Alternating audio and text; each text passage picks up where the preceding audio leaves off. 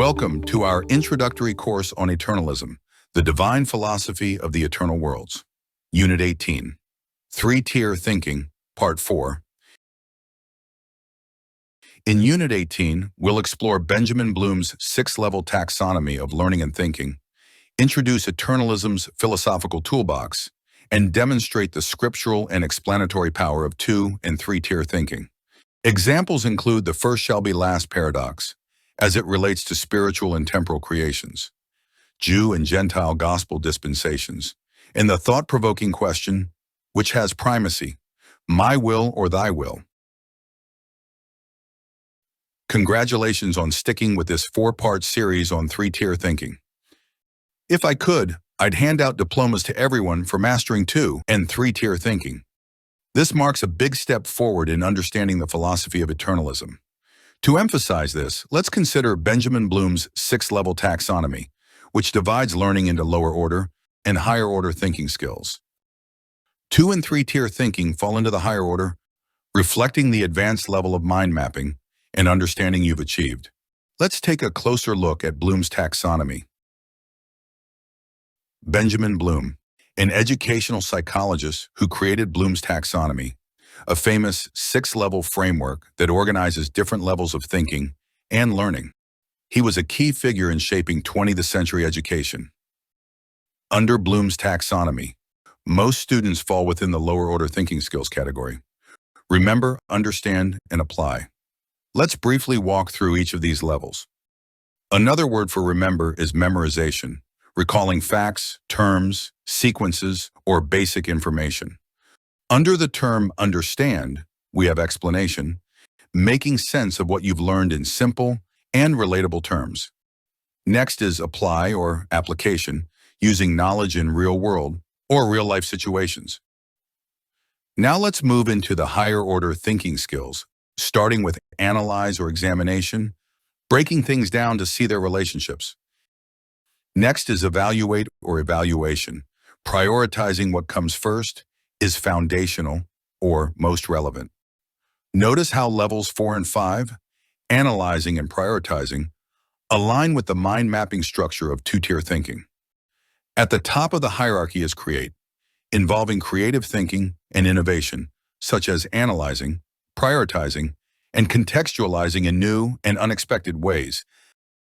Now notice how levels 4, 5, and 6 align with the structure of three-tier thinking. That's why reaching this higher level of learning and thinking is worth celebrating. It's a commendable and significant milestone in developing your skills and integrating the philosophy of eternalism into your understanding and thinking process. Without the right tools, it's hard to get the job done. I see two- and three-tier thinking as essential tools in Eternalism's toolbox. Two-tier thinking as the wrench, and three-tier thinking as the hammer. Sometimes two-tier thinking works better than three-tier, and vice versa. So having the right tool at the right time is essential.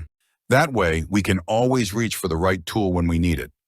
Let's take a look at a few examples to see how these two essential philosophical tools come into play. Let's dive into the scriptural and explanatory power of three-tier thinking, where two-tier thinking isn't necessary for these examples. We'll start with the paradoxical statement, the first shall be last, and the last shall be first, in God's creations and gathering dispensations of Jews and Gentiles.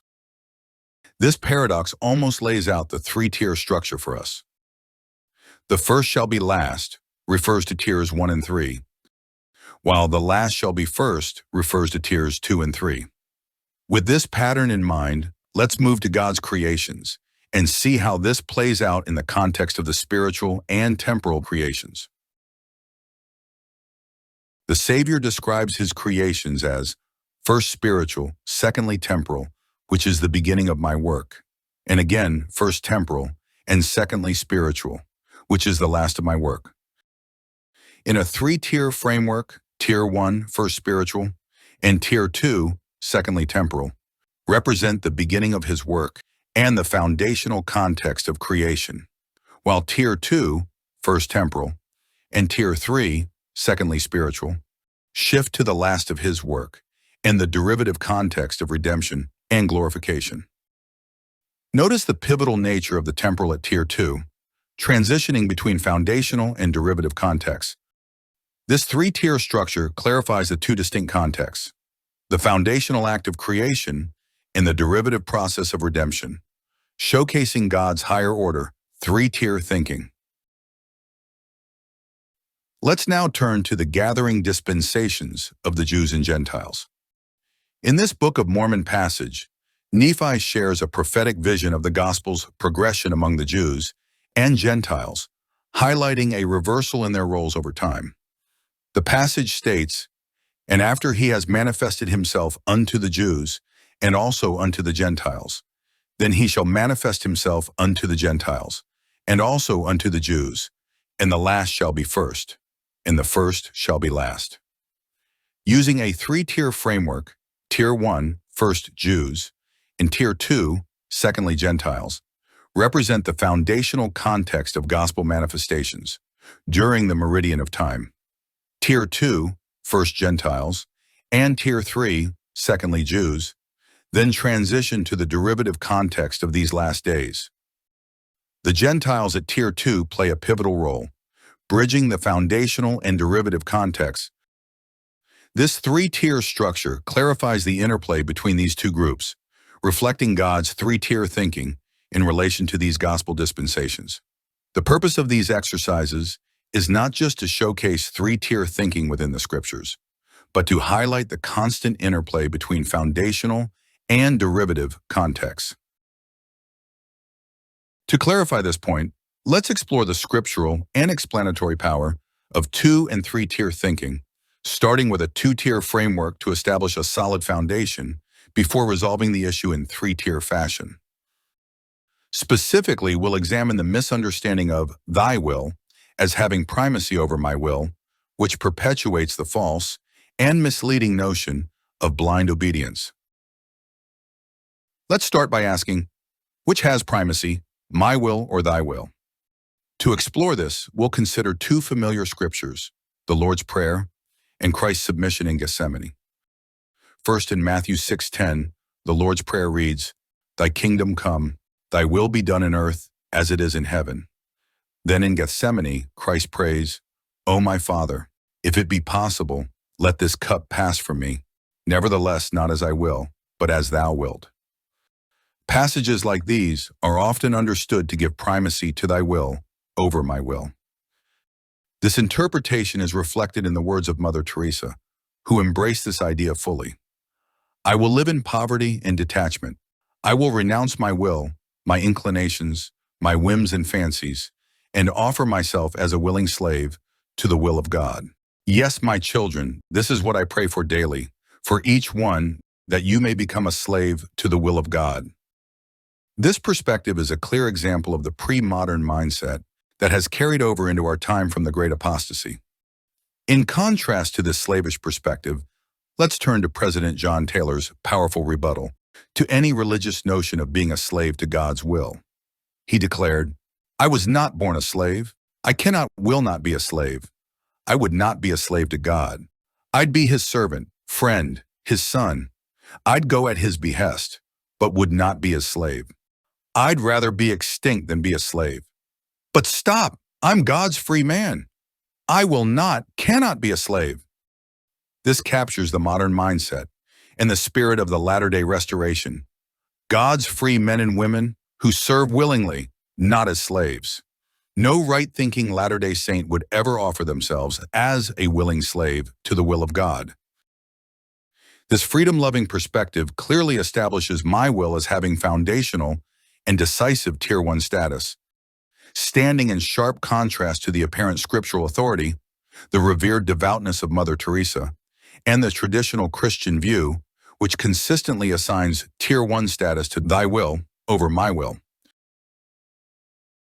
With the groundwork laid and the contrast established, we can now turn to three-tier thinking to resolve this unnecessary confusion. Let's start with the foundational context established in the Doctrine and Covenants. All intelligence is independent in its sphere, clearly giving Tier 1 status to my will, and Tier 2 status to God's will, as God's free man.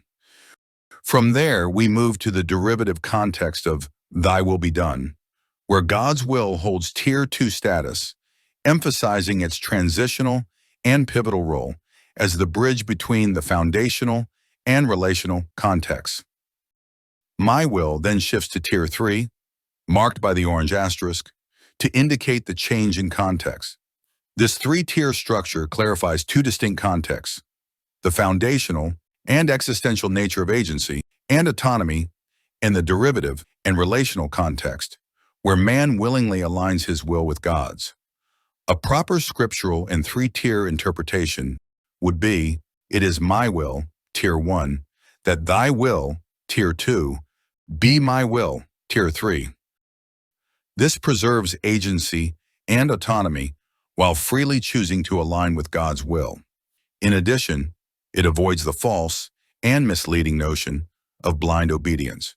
For as the early church leader, Charles W. Penrose, once firmly stated, we are accused of following our leaders in blind obedience. There is no such thing in the gospel.